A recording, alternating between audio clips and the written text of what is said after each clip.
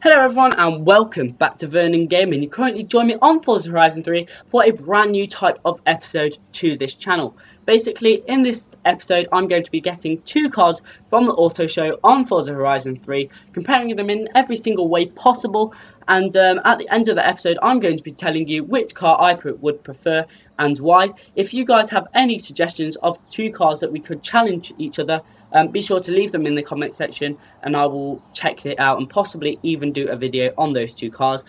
But anyway, let's get straight into this first car that we're looking at now. It's a BMW i8. It can do 0 to 60 in 4.4 seconds. It's got a 6-speed automatic gearbox. It's got all-wheel drive and traction control and stability control come as standard, along with the brake discs with ABS. It can hold up to 4 passengers. It has 357 horsepower and it just weighs over 3,300 pounds. Now this car you can buy on the auto show on Forza Horizon 3 for just over £130,000, and this right here, lads, is its challenger for this episode today. It is the Audi R8 Coupé V10 Plus 5.2 FSI Quattro. It is a mid-engine two-seater sports car. It's got an all-wheel drive system. It can do 0 to 60 in 3.5 seconds, so much quicker than the BMW. It's got a 7-speed twin-clutch gearbox. Just like the BMW, it has traction control, stability control, and it also has brake discs with ABS. This car can produce about 200 more horsepower than the BMW. It can produce 542 horsepower to be precise, but it is a little bit heavier, weighing in at 3,682 pounds. Now I'm going to get straight into the first test with the BMW on the Goliath track, so I'll see you then. Alright then guys, literally just pulling up to do the first ever test on these sort of episodes. We are in the BMW i8 doing a lap around the Goliath circuit. Ignore the ghost on the screen at the moment now, he just doesn't matter. We are racing the Audi, which obviously we're going to have a look at in a minute. The BMW was a relatively easy car to drive actually. It was very planted in the floor. Literally I could throw it around every corner as much as I want, even on this mud bit here, which Audi actually struggled quite a lot on. But anyway, I can talk about that a bit more in its run. This car was really easy to drive actually. I think I've only had one minor mistake on this run, which is towards the end where I just clip a wall with the rear of the car and just smash the rear light.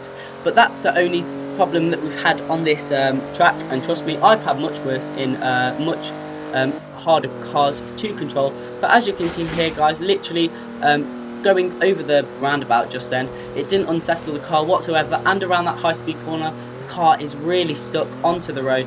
It's really hard to actually unsettle this car, and it's just really nice to drive. Anyway, cutting ahead in the video, coming onto the outback stage of the Goliath circuit. Once again, all I can say is I've had no real problems with the car up to this point, going through the checkpoint there, and this is basically where the BMW will start to struggle. Now, as I said before, the Audi has a much bigger engine and much more horsepower than the BMW, so obviously it's going to be faster in a straight line and all that stuff. And basically this is part of the Goliath circuit where you really want to have the best straight line speed possible. Now the BMW compared to the Audi, it doesn't have the best top speed, so it really struggled on this section, and I think this is where it lost quite a bit of time. If it had, you know, 5 more miles an hour inside it, it would be a lot more easier for the BMW to get a quicker lap time than what it did. Coming through this section here, like I said, high speed corners like this don't phase the BMW whatsoever. It can do it just perfectly. I've got the racing line on to try and keep this run as equal as possible. Normally I run with the racing line off, but each car's going to have one run, so I want to make it as easy as me to get each run as good, as similar to each other as possibly get.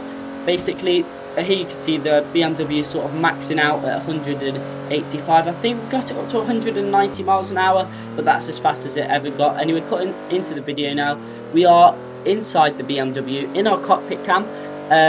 I just changed into this camera so you could see the inside of the BMW.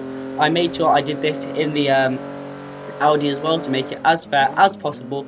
In this sector, I went into cockpit cam. It's got a relatively nice interior, this BMW. I love the dashboard and the way that the speedometer curves around the actual speed in the middle of it. Yeah, not much I can say about this car really. It was just really planted in the ground, but the speeds, it was lacking a bit of that, you know, top end speed. But coming out the corners, it was really good. It was really quick and easy to brake into the corners. I barely ever locked up. Don't have to work the wheel much with this car. You can just point where you want it to go and the car will pretty much go there. Just a little snap of oversteer there, but coming down the straight, once again, it's probably going to really struggle here and lose quite a bit of time unless it had, you know, 5 more miles an hour in it. Like I said, that would probably speed it up. So we're probably going to cut on to the end of this straight, which is what we do. This is where we clip the wall and smash the rear left brake light. As you can see, it is the world's smallest piece of contact with the wall, and it's just enough to break that light. That's what I mean. It wouldn't have affected the time at all. It's just I probably broke a bit too late for the BMW then. Yeah, but like I said, in this on this lap, the BMW has been really surprisingly tame actually, and this is towards the end of the lap now, cutting ahead, coming up to the beach section, which is just around the next few corners. 12 minutes into the lap, so this lap is looking to be around a 13-minute mark.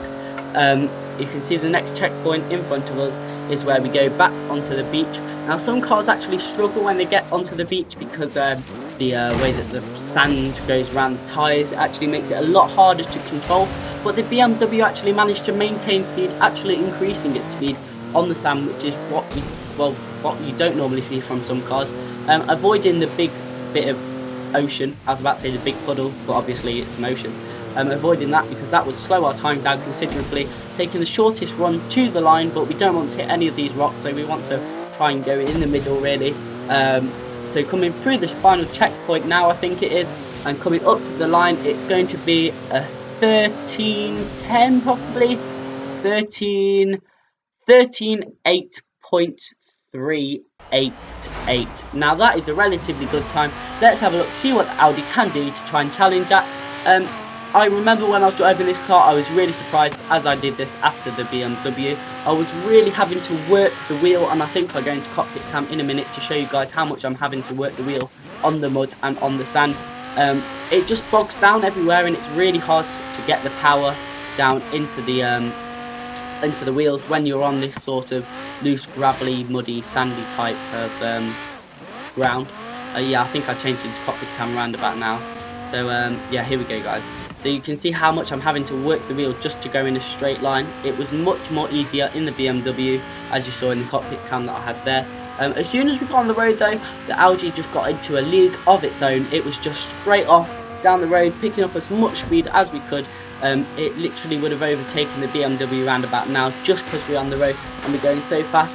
The roundabout there did disturb it a little bit, but once again the Audi can take these fast corners relatively quickly, which is obviously a good thing, the same there, fast corners. This bit I did have to brake for, and I did lock up a bit, so I would have lost a bit of time there, but luckily we managed to make the corner. Didn't lose as much as we could have, but we still locked up and we still lost a bit of time. Now cutting ahead into the video, this is where the Audi started to struggle in the low speed corners, having to brake lots. Literally every time we broke, it always locked up, you know, which is really bad because you're not getting the most out of your brakes, you're just locking up, the tyres are just stopping, you're just sliding like ice.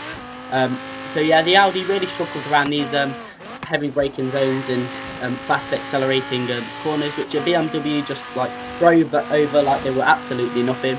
I did really push across here in both of the cars, yeah, to try and give them as much as an advantage as possible. Both of them have an equal advantage. Yeah, basically that's what I did. Yeah, so as you can see, locking up literally every single corner that we go around. I did really struggle to drive around some of the corners in this car, but it's okay though, because you know, that's just the driving characteristics. It's nothing to do with me driving, you know, giving the BMW an unfair advantage. It's just the driving characteristics of this car. I mean, it really struggles in the braking zones. I mean, when you're not braking really hard, it can actually stop the car relatively well, and you don't lock up and all that good stuff, or bad stuff actually. But in heavy braking zones we did struggle, and this car didn't quite like it.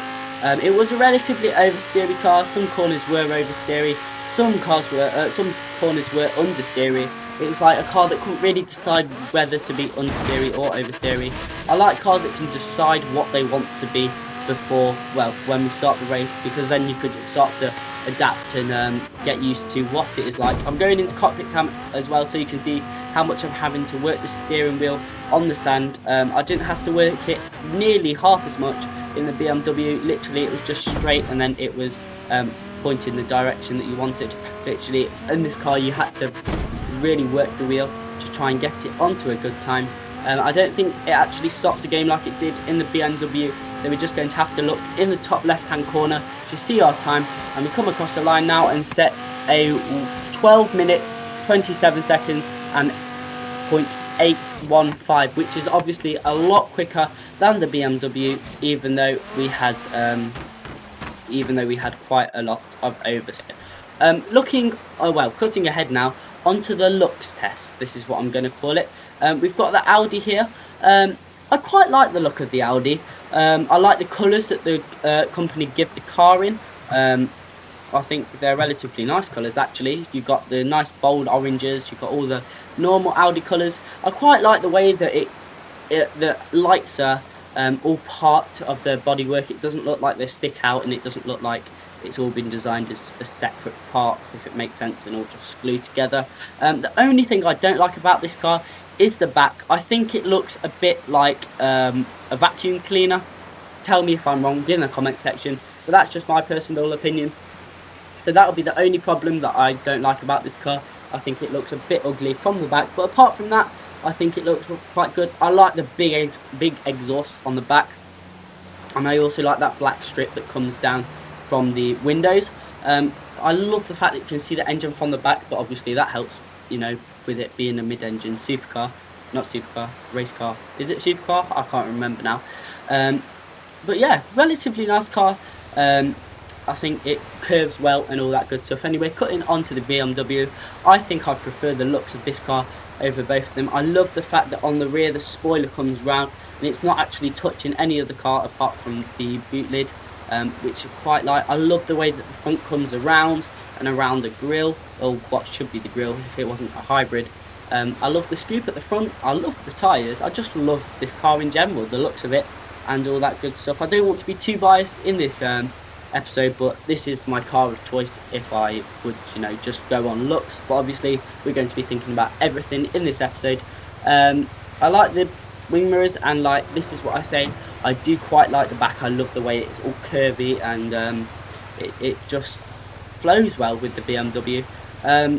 Only thing I don't like about this car, which is something that I'm just going to have to live with, I don't like how high up it is. I think it would look a lot better if it was a bit lower down. And yeah, that's all I have to say really about this car. I do quite like the look of this car, so this car is going to have to win the looks test. Obviously the Audi won the Goliath track test. So yeah, this is basically just a little bit of fun I had. Basically, another test that we're going to do is we're going to throw this car off the end of a ramp and see how far we can get it. So this is the first attempt with the BMW car. Let's see how far we can get it. I've put a corner in it as well, so we have to actually see how good the car can accelerate and go around the corner. So the first jump for the BMW, it gets a 285 feet. This is the first try in the Audi as well. 285 feet to beat. Will it be able to do anything as good as that? So coming up to the corner now, it brakes quite well, but once again a lot of oversteer like it had in the Goliath circuit, but it's come up to the jump a lot quicker, so I wouldn't be surprised if it smashes the BMW's jump thing. Yes, it's got a 311 feet, take 2 in the BMW out of 3 obviously. It's coming up to the corner. Let's see if we can get a better turn in. Yes, we do. I think we'll be able to get quicker up to the jump, but not as quick as the Audi. 81 miles an hour as we leave the jump there. How far do we get? 286. Now that's in one yard, I think. better than the BMW. It could be feet, it could be yards. I can't really remember. That was only 1 foot or yard or meter longer than it was last time. Coming up to the Audi's second jump, it was 311 feet last time. Yes, it is feet. This time it gets 315. So the BMW has got a lot of work to try and catch up to the Audi. Final attempt for the BMW. What can it get? 315 feet to beat. Coming up to the jump now, what's it going to get? It gets 82 miles an hour leaving the jump, but I don't think it's going to be able to do it. No, it doesn't. 299 feet. It was a good effort from the BMW, and Audi just gets one more attempt to make it a fair test. So let's see how far it can go. It's already won this test. There's a little car in the way, but hopefully that'll get out of the way. Yes, it does. It doesn't affect this run whatsoever. Let's see how fast, or how far, sorry, we can make it on this jump. We go 331 feet. That is very good. And for the final test, guys, we're going to run these cars down the runway, and there is a speed trap at the end of it. Let's have a look, see which car gets the fastest time. So I'm going to try and stick to these dotted lines in the middle of the runway. I don't think too many AI cars go on there. Probably going to do this mainly in cockpit cam, so you can see a good representation of the inside of the car. I do love the interior of the BMW. Obviously that's why you know, it's did well in the looks test. Coming up to the speed trap now, you can see it on the mini map. What are we going to get? 173.68 miles an hour. Or can we stop in time? Oh, only just, lads. Let's have a look, see how close we actually were. Wow, we were actually quite close to the sand. Not as close as I thought I was actually, but it felt quite close in the car. Now we're in the Audi, going away and literally getting loads of wheel spin off the start. One of the problems that this car does have, you know, the wheel spin and the oversteer. But maybe that might mean it gets a quicker speed than the BMW. I've completely forgot what speed actually got. I think it was 173. If I'm wrong, I'll leave a message in the bottom telling you what the actual time was, or the actual speed was, but I know it was definitely slower than this. The Audi's going to get 181.3 miles an hour. It's absolutely smashed the BMW, and it's actually stopped a lot quicker as well. So that rounds it up for the test that we are going to do today. The BMW did really well. It was about 1 minute 13 on the Goliath circuit, which is actually not that bad for an A-class car. The Audi is actually an S1 class car, so you would expect it to be a little bit slower on the Goliath circuit. Maybe if it was a bit quicker on the straights, it would have done a bit better than what it did, but you know, it's not the best car on the straights. It won the looks test, but unfortunately it lost the speed test and the jump test, which is just a fun one that I added in. So unfortunately this is not the car that I would have after I do all these tests, but I do quite like this car, and obviously it's about 60,000 credits cheaper than the Audi, so it's not a really bad car actually. I think it's, yeah, like I say, A1 class, but it's the top end of A1 class, so as soon as you do something to this that improves the performance, it'll be straight up into S1 class. So yeah, it's a relatively good car. I do like this car, lovely car to drive, but the winner of this test has to be the Audi. It was superb in all the tests that we did. The only one it struggled on was the only one it really struggled on was the looks test. Well, no, the only one it lost was the looks test. I don't think it struggled on it. It was just the rear end of it. I really don't like it. It just, like I said, reminds me of a Hoover. So yeah, that's basically it.